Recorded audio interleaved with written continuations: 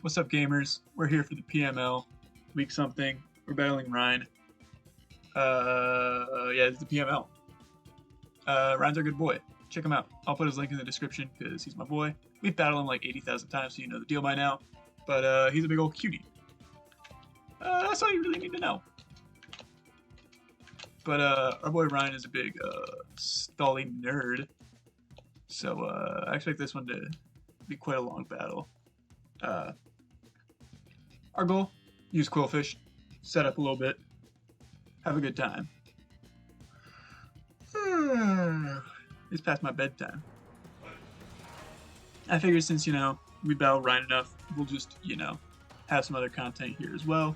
I'm going to use this just to let you guys know how everything's going with the channel, because I've got a whole lot of leagues coming up, and I want to let you guys know how it's going to be. So he's going to lead his Tentacruel, and we're going to lead our Quillfish.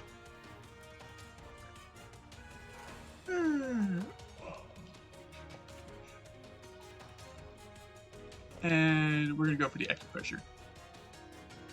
So while we're here, I'm just going to go over all the teams that I've been using recently in all my different draft leagues. And first up, we have the ASL. Now this league, I've been in. This one's been actually going on for quite a while.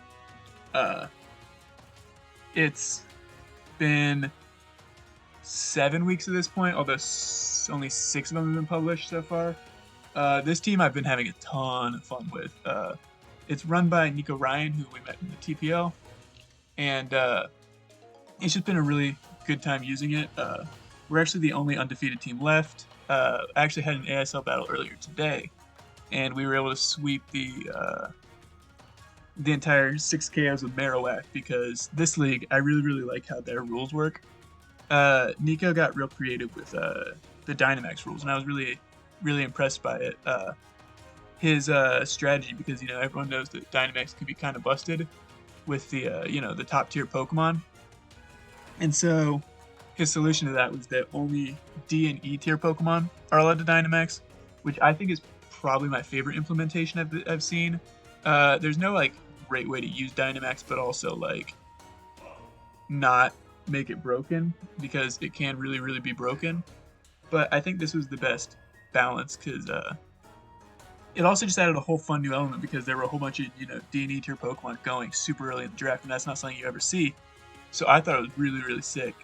And so that league, I actually drafted Drifblim and Lantern in rounds 3 and 4 respectively, because those two were some of my favorite. Well, I always draft Lantern with Celesteela just because I think it's the perfect pair along with Dugtrio. You might see that come back in some of my other teams. That's a bit of a spoiler, but I really like Lantern just in general, and Drifblim I thought was the best Dynamax Pokemon available by far.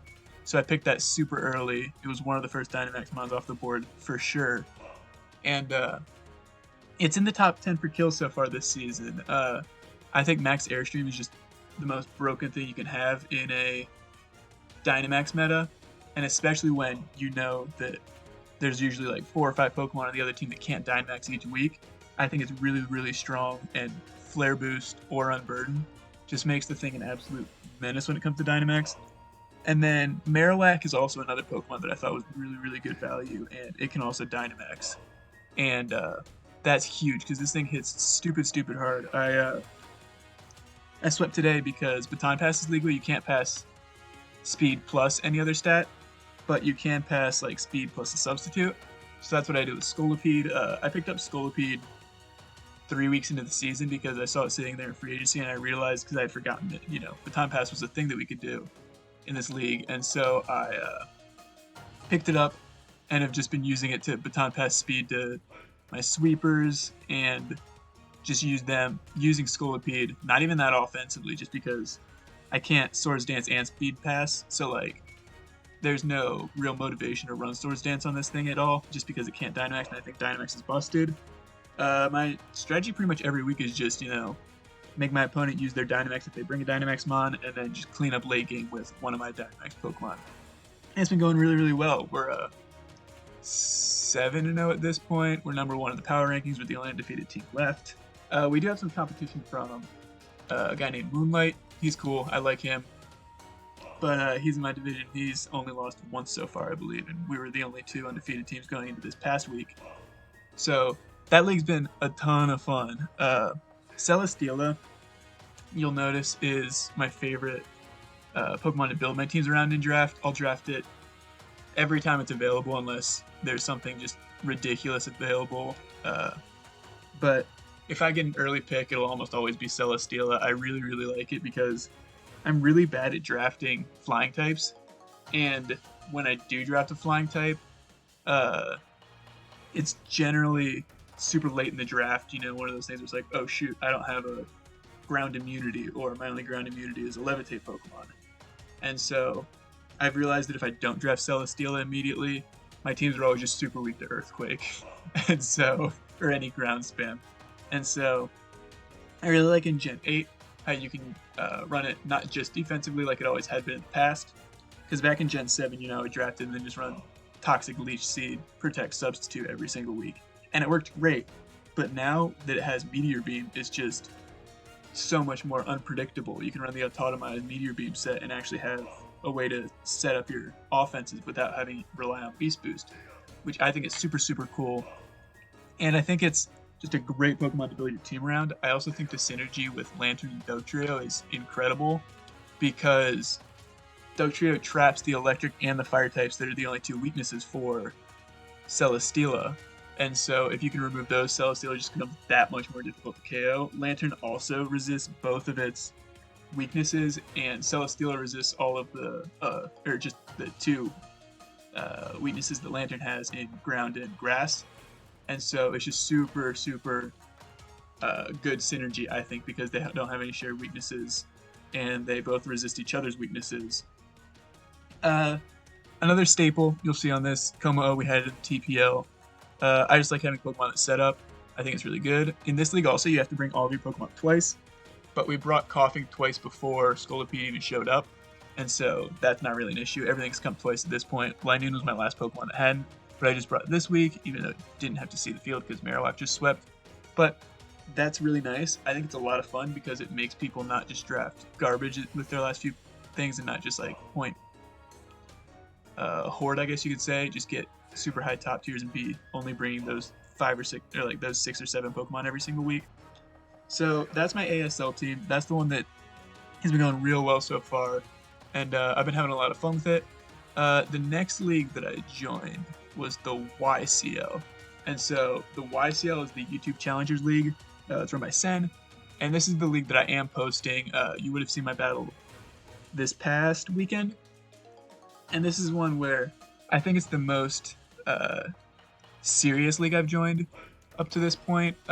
It's a bunch of guys that I've been watching on YouTube for quite some time, and like guys like Sen, Jorge the Great, and you know, a whole bunch of other dudes that I've been watching their content for a really long time. Sally Mumble, I know, he was someone that I saw that I was super excited to battle. I don't think he's on my schedule, but he's someone that I've been watching for a long time. So it's really cool to have the chance to be in this league, and I went in a very interesting direction with this league because they didn't have any restrictions on what tiers you could draft from, and so I ended up drafting 3 S tiers, 5 C tiers, a D tier, and 2 E tiers with no A or B tier Pokemon, just because I thought it would be really, really fun. And definitely not the smartest decision, but when do I ever make smart drafts? I don't. That's not how I work. I draft things that I think are going to be fun, and that's exactly what I did with this one. So that's actually a Libero Cinderace. It was S plus tier. There are only like 5 Pokemon in that tier. And with I think I had the 9th pick or the 13th pick or something super late. Not super late. I was near the middle. I think I was the 13th pick. And so I was never planning on drafting Cinderace. It's not something that I would ever usually like want to use. But I saw Libero Cinderace available at 13, and I said, well, I feel like I have to pick it at this point. So I got a Libero Cinderace, and it genuinely, it's not one of my type of Pokemon. I'm not one to draft Pokemon that just click buttons. I'm more of a setup kind of guy, but Cinderace is just a fun Pokemon because you just click Pyro Ball and whatever you want to, You can click U-turn, just do whatever you want with it. And then next round I picked up Cartana, and that's because Ryne actually has Cartana in the PML. And he's been using it in a couple of other leagues. He also has it in the ASL, I believe. And he's been using it really well. It looks like a lot of fun. It's another Pokemon that just clicks buttons. Just throw a scarf or a band on it every single week and you'll be fine.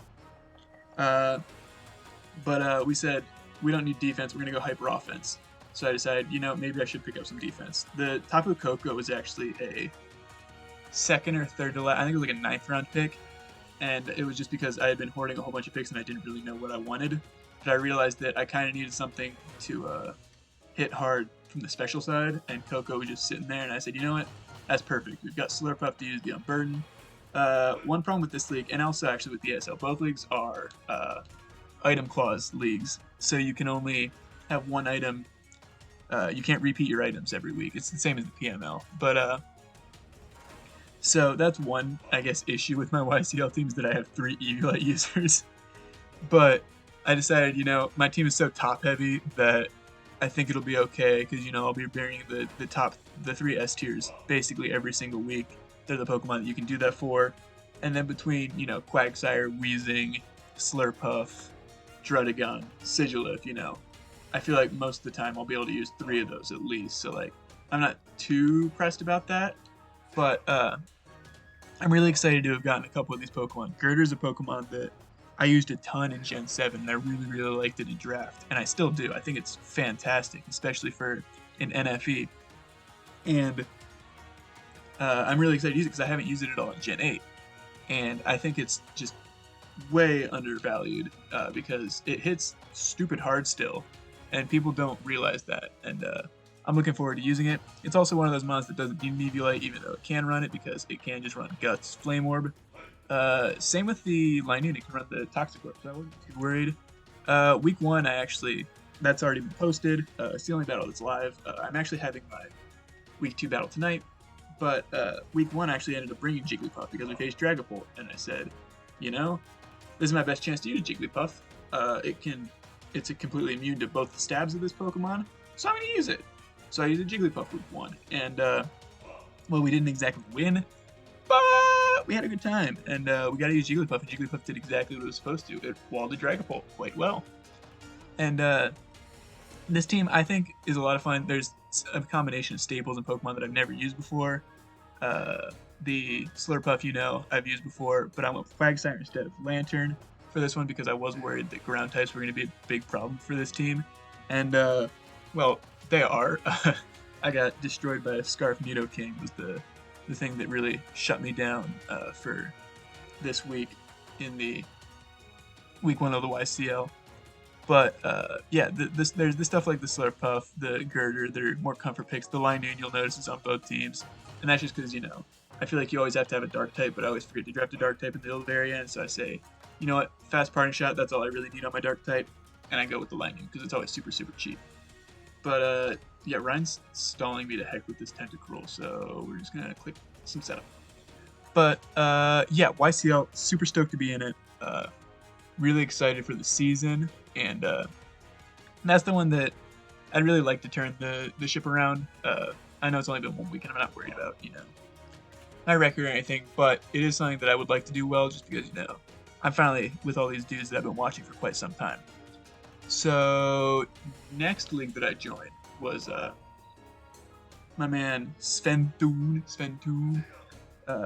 He's the commissioner of the PAC, which is it was the first level 5 competitive league on the Draft League site. And I was in the front office of my boy Eddie and for their season 1. And they decided after the season ended to do some side leagues. And there were like 5 or 6 different side leagues they were doing, LC, Showdown leagues, there was a GMAX league. And so Eddie sent me the application. I was like, yeah, sure, this would be sick.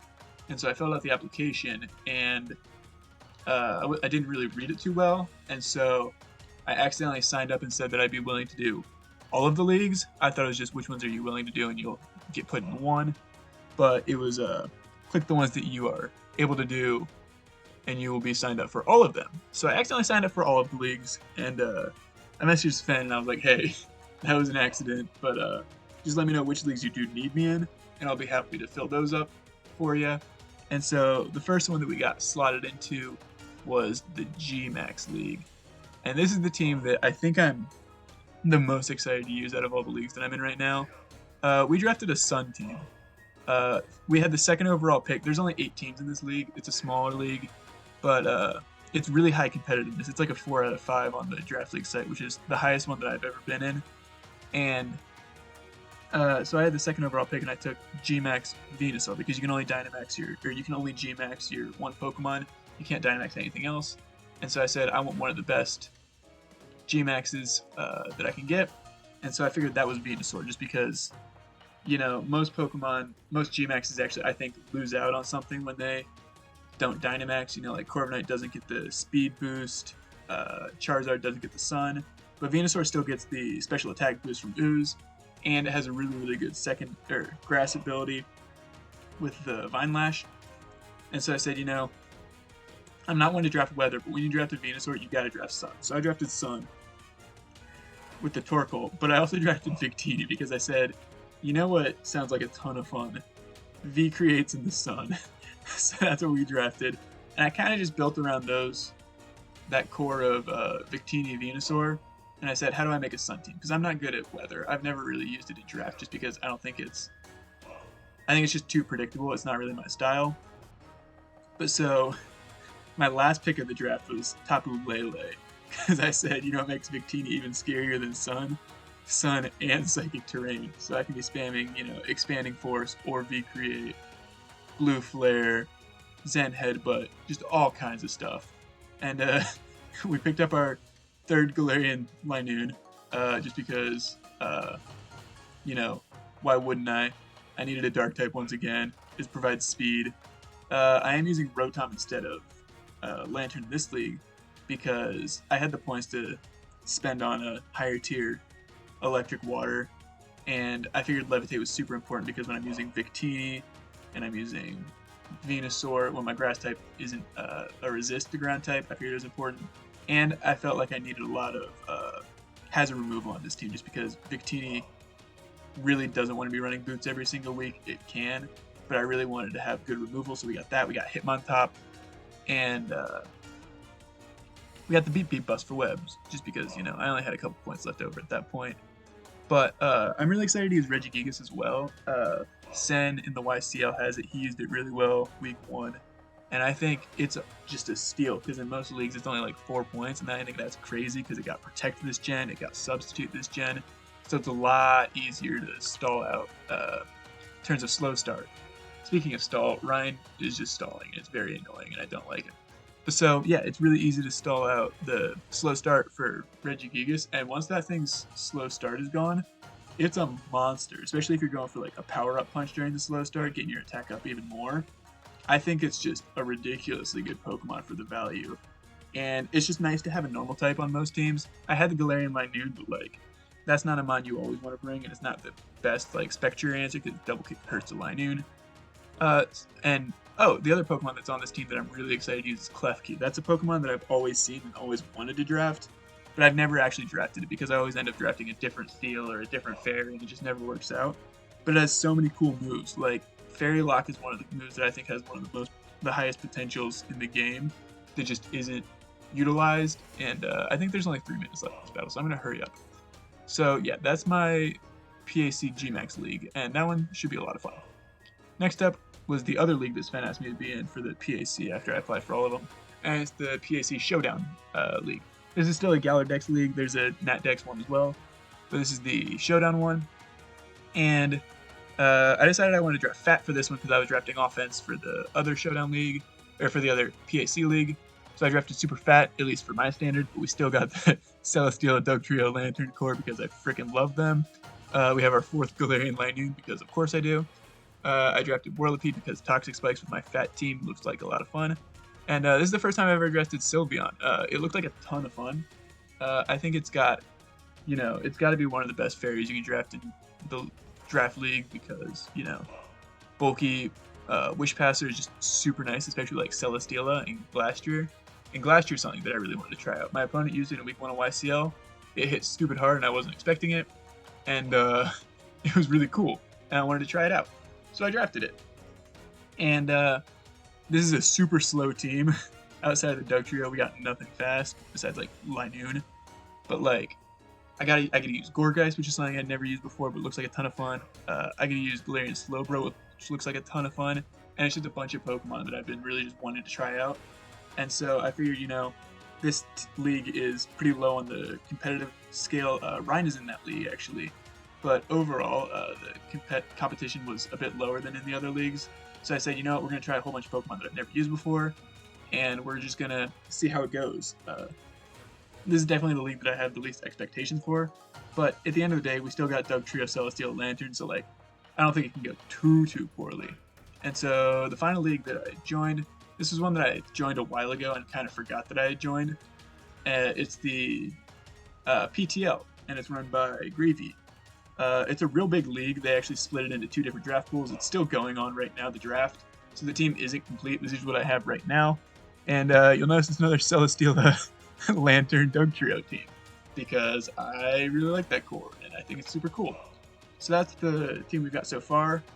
Don't tell anyone, but my plan for the rest of this draft is to get... This is a Nat Dex league, so anything... It's on Showdown. Anything that is in the... has ever been in the game is allowed, besides like Z moves, but like there's Mega Pokemon and all that. So my plan to end off my draft for this is to pick up Spectrier and Mega Gyarados, because I've never gotten to use Spectrier, and I think it's a really good Pokemon. So Ryne won this battle because he stalled me out, because of course he did. Ryne's the worst. But good games to Ryne. I think I'll just sign it off here because, you'll see, like, Spectrier, Galarian Zapdos makes sense. Lure in the normal Dark types and then hit him really hard with the Galarian Zapdos. But good games to Ryne. We'll see him for the PAC Showdown League when we face him week 1 for that league. That won't be recorded. The ones that will be going up on YouTube, it'll still be the PML. We'll have the YCL. And then I think the PAC GMAX League will also be on YouTube for you guys. So expect a whole lot of content from me in the upcoming weeks. But I think I'm going to sign it off there, and thanks for watching, y'all. Bye.